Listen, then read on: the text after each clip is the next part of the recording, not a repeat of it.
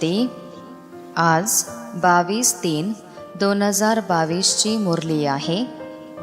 आजच्या मुरलीचे सार आहे, गोड मुलांनो, जर बाबांसोबत मिलन साजरे करायचे आहे, पावन बनायचे आहे, तर खरे आत्मिक आशिक बना. एक बाबांशिवाय कोणाचीही आठवण करू नका.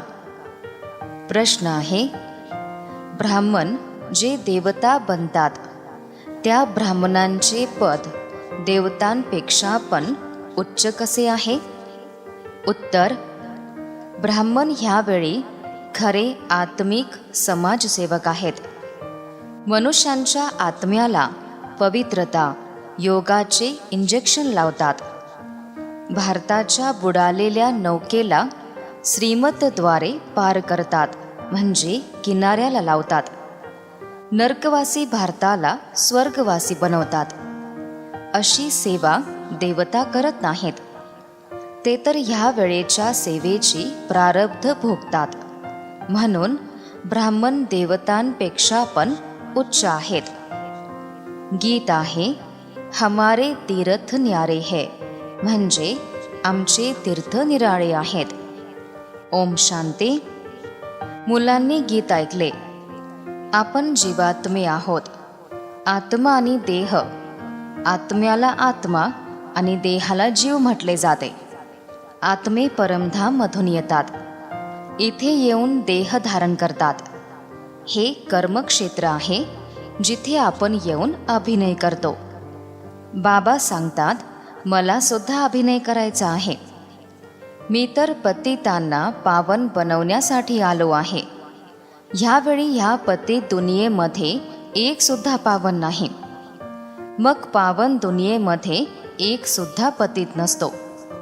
सतयुग त्रेता पावन आणि द्वापर कलयुग पतित दुनिया आहे. पतित पावन बाबा येऊन सर्वांना शिक्षण देतात. हे आत्म्यांनो, तुम्ही ह्या देहासोबत 84 जन्मांचा अभिनय पूर्ण केला, म्हणजे वेगवेगळे देह धारण केले. यामध्ये अर्धा काळ सुख, अर्धा काळ दुःख प्राप्त केले. दुःख सुद्धा हळूहळू सुरू होते. आता तर खूप दुःख आहे. अजून बरेच संकट येणार आहेत. ह्यावेळी सर्व भ्रष्टाचारी आहेत. कोणाचाही योग बाबांसोबत नाही. आत्मा स्वतःला विसरून गेली आहे. आता बाबा समजावतात, जसे आशिक माशूक असतात ना, तसे पहा, एक मुलगा आणि मुलगी आहे. एकमेकांना ते ओळखत सुद्धा नाहीत. जर दोघांचा साखरपुडा झाला तर मग ते आशिक माशूक बनतात. तो साखरपुडा विकारासाठी होतो. विकारी पतित आशिक माशूक म्हणतात. दुसरे आशिक माशूक असतात, जे फक्त चेहऱ्याकडेच आकर्षित होतात. जसे लैला मजनू इत्यादी एकमेकांच्या चेहऱ्याकडेच पाहत राहतात. ते विकारात जात नाहीत. तर ते काम करत असताना माशूक त्यांच्या समोर उभा राहतो. जसे मीरा समोर कृष्ण उभा राहत होता. आता हे परमपिता परमात्मा माशूक आहेत, ज्यांची आपण सर्व आत्मे आशिक बनलो आहोत. सर्व त्यांचीच आठवण करतात. आशिक खूप आहेत. माशूक सर्वांचा एकच आहे. सर्व मनुष्य त्या एकाचेच आशिक आहेत. भगवंताला भेटण्यासाठी भक्ती करतात. भक्त आशिक आहेत आणि भगवान माशूक आहेत. मग आता भेट कशी होईल? तर सर्वांचे जे माशूक परमात्मा आहेत ते येतात.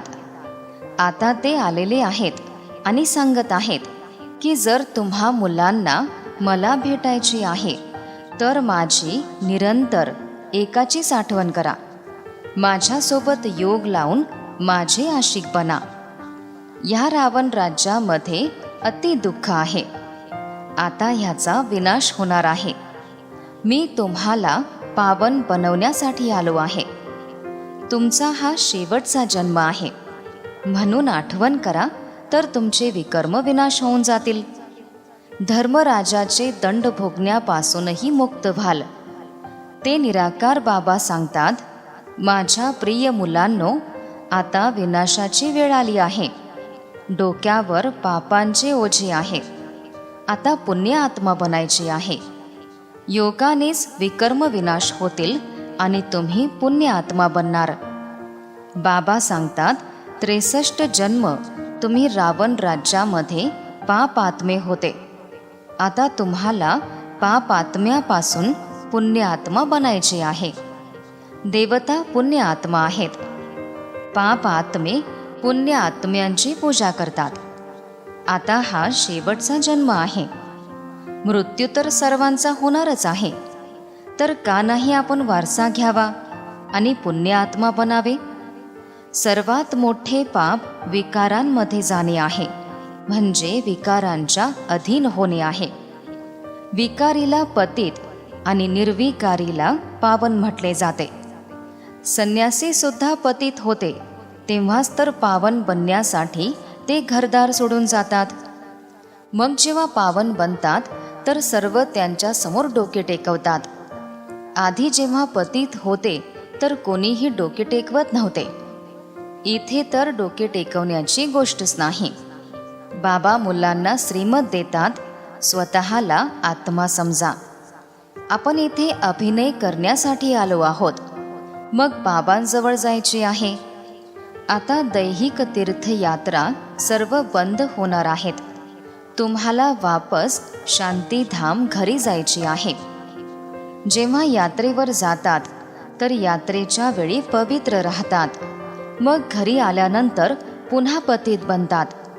ती अल्पकाळाची शरीराची यात्रा आहे. आता तुम्हाला बाबा आत्मिक यात्रा शिकवतात. बाबा सांगतात, माझ्या श्रीमतावर चालल्याने तुम्ही अर्धा कल्प अपवित्र बनणारच नाही. सतयुगामध्ये राधाकृष्णाचा साखरपुडा पतित बनण्यासाठी होत नाही. तिथे तर ते पावन आहेत. योग बळानेच मुलं जन्म घेतात. जसे योग बळाने तुम्ही विश्वाचे मालक बनता. तिथे मुलं कधी शैतानी करत नाहीत, म्हणजे त्रास देत नाहीत, कारण तिथे मायाच नसते. मुलं चांगलेच कर्म करतात. ते कर्म अकर्म होऊन जातात. इथे रावण राज्यामध्ये तुमचे कर्म विकर्म बनतात.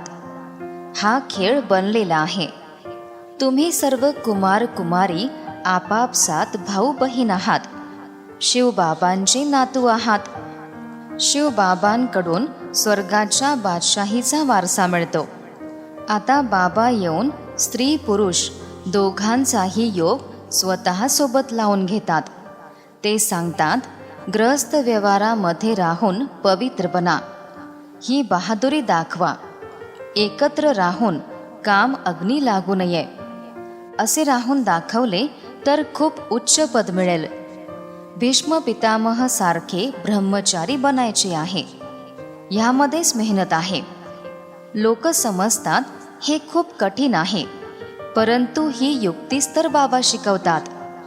शिव भगवानुवाच, कृष्ण काही भगवंत नाहीत, ते तर दैवी गुण असणारे मनुष्य आहेत. ब्रह्मा विष्णू शंकर सुद्धा सूक्ष्मवतनवासी आहेत. ब्रह्माचे पद विष्णूपेक्षा उच्च आहे, जसे ब्राह्मणांचे पद देवतांपेक्षा उच्च आहे. कारण ह्यावेळी तुम्ही आत्मिक समाजसेवक आहात. मनुष्य आत्म्यांना पवित्रता योगाचे इंजेक्शन लावता. तुम्हीच या भारताला स्वर्ग बनवता, म्हणून बनवणाऱ्यांचीच महिमा जास्त आहे. जरी तुम्हीच देवता बनता, परंतु ह्यावेळी तुम्ही ब्राह्मण बनून सेवा करता. देवता रूपामध्ये सेवा करत नाही. तिथे तर तुम्ही राज्य करणार.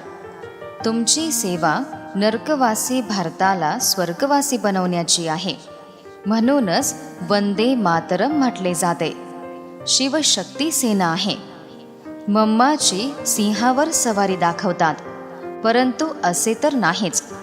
तुम्ही शेरणी आहात, कारण तुम्ही 5 विकारांवर विजय प्राप्त करता. भारताला स्वर्ग बनवता. हीच उच्च सेवा आहे. म्हणून शक्तींचे मंदिर खूप आहेत. मुख्य एक आहे. शक्ती देणारे शिवबाबा आहेत. संपूर्ण महिमा त्यांची आहे.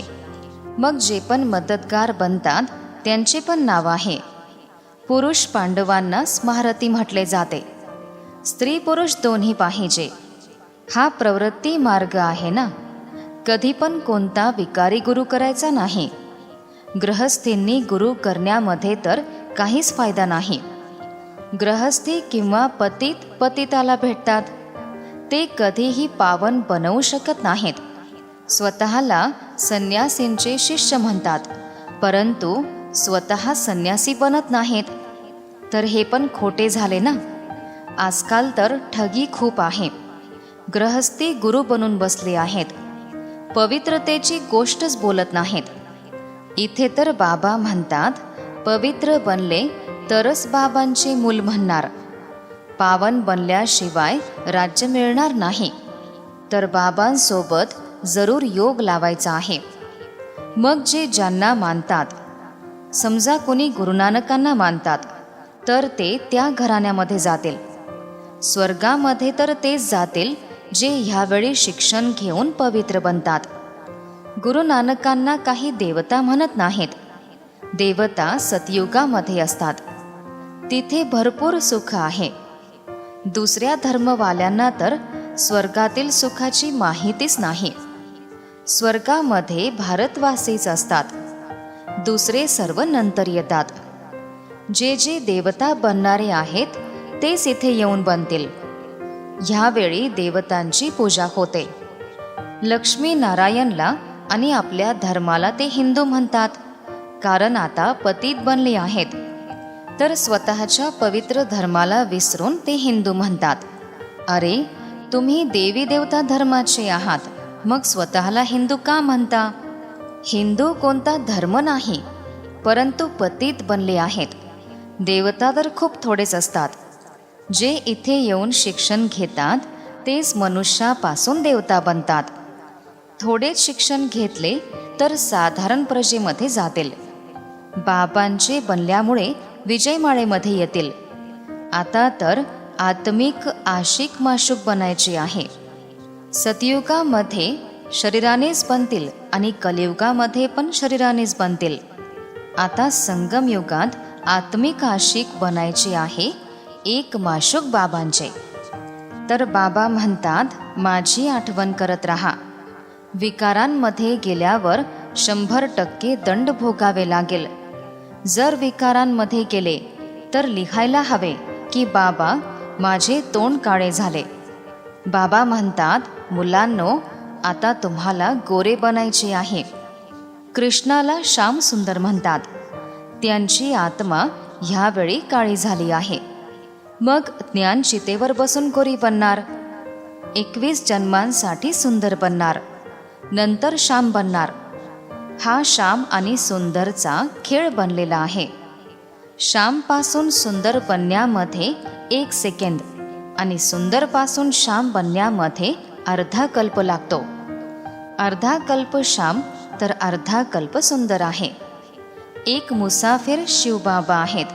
बाकी सर्व सजनी काळ्या झाल्या आहेत. म्हणून तुम्हाला सुंदर बनवण्यासाठी योग शिकवतात. सतयुगामध्ये उत्तम नैसर्गिक सौंदर्य असते.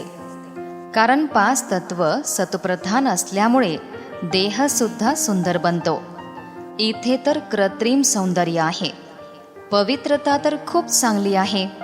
बाबांजवळ अनेक जण येतात, पवित्रतेची प्रतिज्ञा करतात, परंतु काही जण नापास होऊन जातात आणि काही जण पास होतात.